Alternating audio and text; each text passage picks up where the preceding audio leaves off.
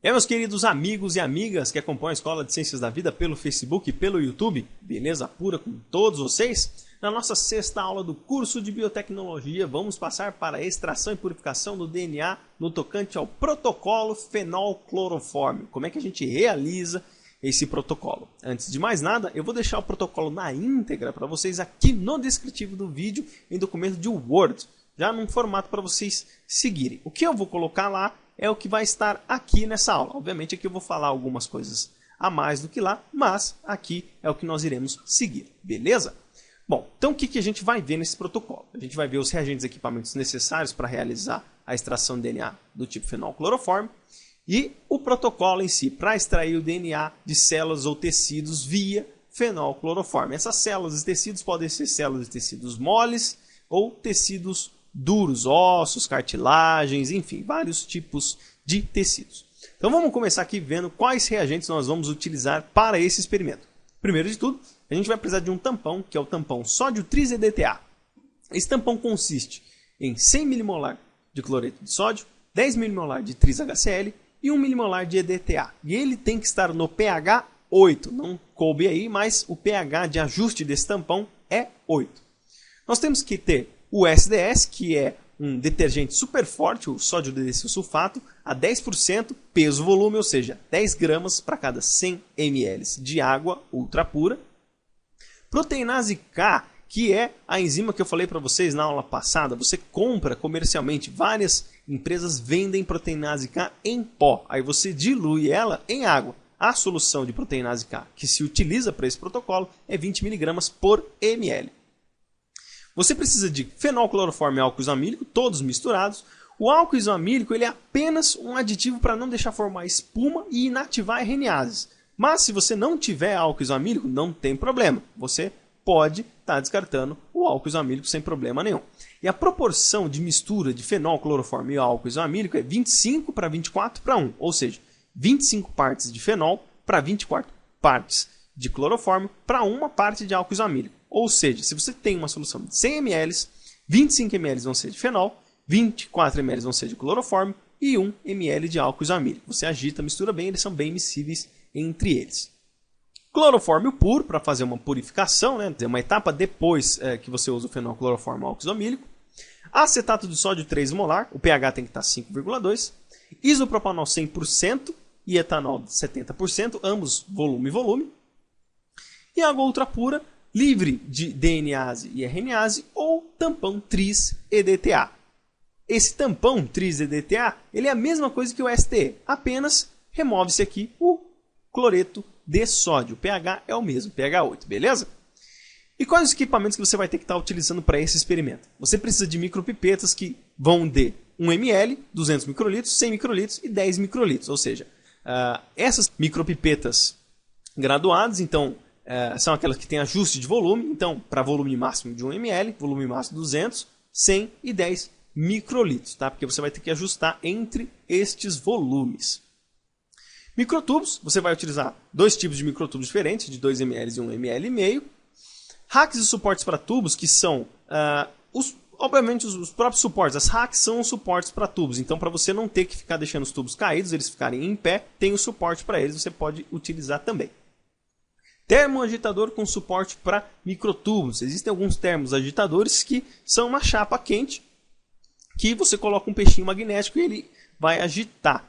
O termoagitador, que a gente pode chamar também de thermomixer, ele é como se fosse um rack acoplado a um equipamento que aquece e agita. Então você precisa dele também para estar realizando esse protocolo.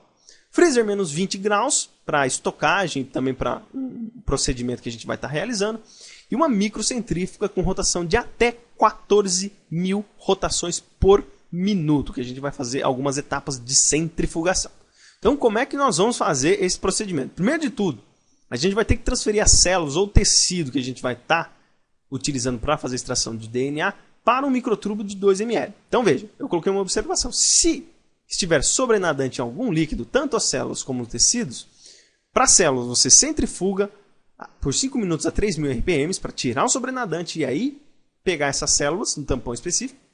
Ou, se o seu tecido está boiando numa solução específica, você pega ele com o auxílio de uma pinça e transfere para outro tubo. Tá bom?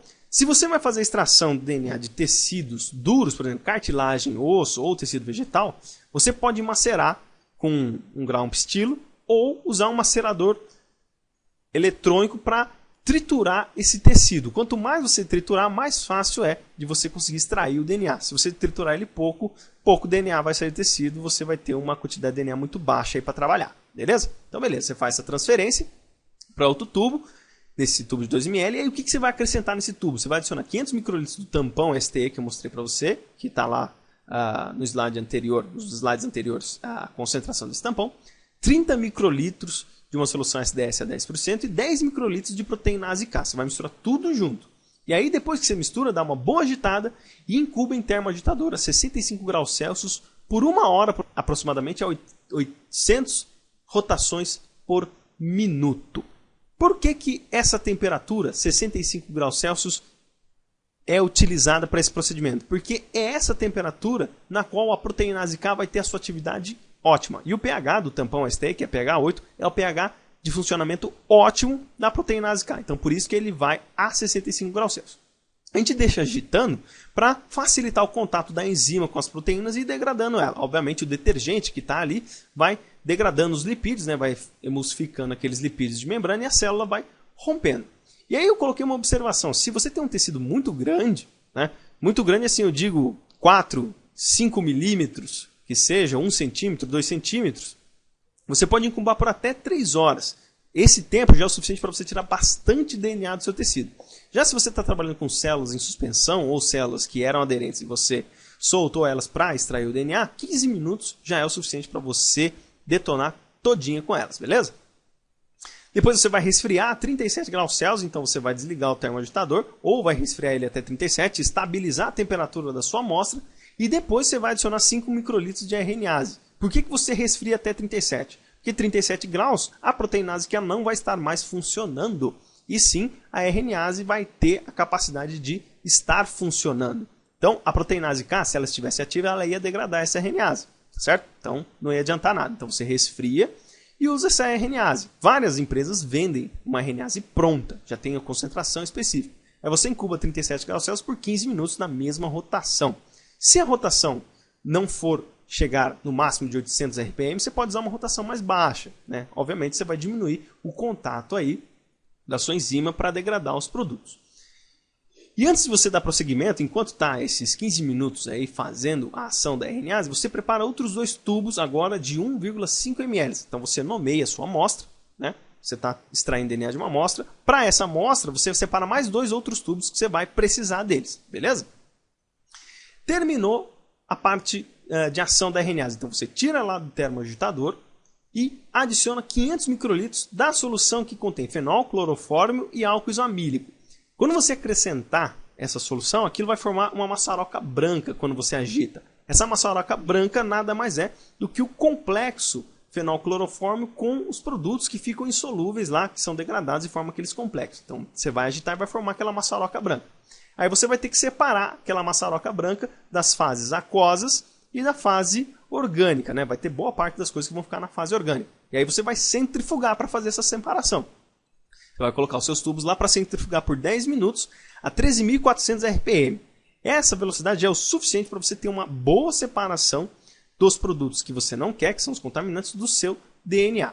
Aí o que você vai ter que fazer? Você vai ter que pegar o sobrenadante, que é a fase aquosa, que eu mostrei para vocês na aula anterior, daí em torno aí de uns 450 microlitros, mais ou menos. Não tenta pegar mais que isso, não vale a pena, você pode puxar contaminantes, para o outro tubo de 1,5 ml. Aí quando você transferir esse sobrenadante, você coloca mais 400 microlitros de clorofórmio e agita. Dessa vez não vai ficar aquela maçaroca branca. O clorofórmio ele vai servir para tirar o pouco mais de resíduo que vai ficar, obviamente, na sua amostra, na fase aquosa, quando você faz a primeira tentativa. E uma coisa importante, como fica uma maçaroca numa fase intermediária ali, você tem que puxar com muito cuidado, tem que aspirar com muito cuidado esses 450 microlitros. Se você aspirar uma violência um pouco maior, você pode aspirar os contaminantes e aí, obviamente, você vai ter que purificar mais vezes e você vai perdendo DNA nessa etapa. Depois você colocou o clorofórmio, né, para limpar mais um pouco, você centrifuga por mais 10 minutos a 13.400 RPM, certo? Vai transferir de novo o sobrenadante, para outro tubo de 1,5 ml. Tá? Dessa vez vai ser menos que 450 microlitros. Você transfere mais ou menos aí uns 400. Tenta não puxar clorofórmio, porque ele também pode ser um contaminante futuro aí para prejudicar a sua reação. Beleza? Aí você vai pegar e vai adicionar 30 microlitros de acetato de sódio, 3 molar. Essa concentração de acetato de sódio 3 molar em pH 5,2 vai favorecer o isopropanol a precipitar o DNA. Essa concentração de sal muito grande ajuda também a precipitar com isopropanol. Então você adiciona e dá uma boa agitada. Essa é uma fase na qual você vai observar uma maçaroca branca, que não vai ser, obviamente, os contaminantes, mas vai ser o DNA. Mas depois que você agita vigorosamente, essa maçaroca ela se desfaz.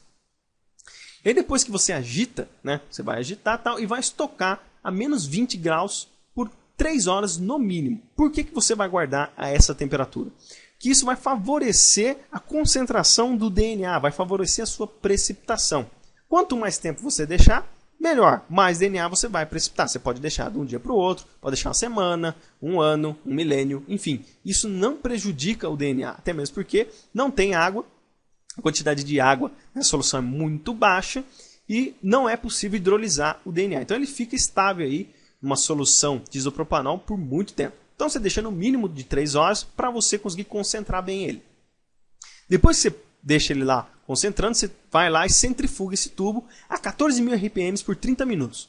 Quando você centrifuga o seu DNA que foi precipitado pelo isopropanol, ele vai colabar no fundo do tubo, vai ficar um pontinho branco que a gente chama de pellet. Aquilo é o pellet do DNA, que é o DNA precipitado, colabado no fundo do tubo. Ele precipitou, quando você tira da centrífuga e vai olhar ali, ele está precipitado. Aí você vai descartar o isopropanol, você pode descartar por inversão, mas descarta com cuidado, não vira de uma vez, porque se o pellet descola e vai junto com o isopropanol, você acaba de perder o seu DNA. Você descarta por inversão, com cuidado, mas descarta o máximo que você conseguir, pode dar umas batidinhas bem de leve. Aí depois você vai adicionar 1 ml de etanol 70%, volume, gelado. Volume, ou seja, 70 ml de etanol para volume final de 100 ml de solução. Enfim, então você adiciona lá o etanol. Por que você adiciona o etanol 70%? Porque ele vai remover os constituintes que não solubilizaram direito no isopropanol. Então você vai dar mais uma lavada. É como se fosse uma limpeza mais intensa no seu DNA. E obviamente nessa etapa você não pode remover o pellet que está colabado no fundo do tubo. Ele tem que continuar grudado lá. Então você tem que adicionar o etanol gelado sem muita violência.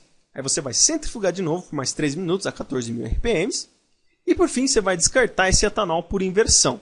Vai sobrar um resíduo de etanol. Esse resíduo você dá um spin nele, ou seja, esse resíduo sobrou, você tapa o tubo, coloca na centrífuga, deixa chegar na velocidade máxima e para. Aí ela vai acelerar, chegou no máximo e vai diminuindo. Isso é o suficiente para você sedimentar todo o etanol que ficou nas paredes do tubo, certo? E aí esse etanol que você sedimentou através do spin, você remove ele com o auxílio de uma pipeta, mas remove com bastante cuidado para você não aspirar o pellet. E tenta remover o máximo que você conseguir, porque o etanol ele pode prejudicar a sua reação futuramente, caso você queira fazer um PCR, fazer uma hibridação, enfim. Você remove esse etanol com bastante cuidado. E o máximo que você remover, legal. Tem gente que gosta de pôr o DNA para secar a 40 graus. Né? O DNA ele consegue resistir a altíssimas temperaturas, não tem muito problema. A RNA já tem um probleminha aqui e ali.